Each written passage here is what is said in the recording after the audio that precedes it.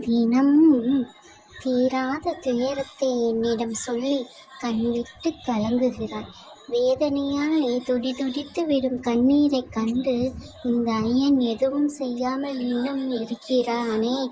கல்லால் விட்டதால் உன் மனம் ஐயனே என்று நீ புலம்புகிறாய். நான் உன்னை அப்படி விட்டு விடுவேனா என் தங்கமே?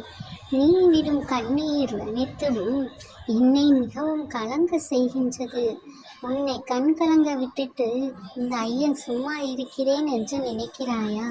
உன் கண்ணீரை துடைக்கவே நான் அனைத்து வேலைகளையும் செய்து கொண்டிருக்கிறேன். நம்பிக்கையோடு இரு.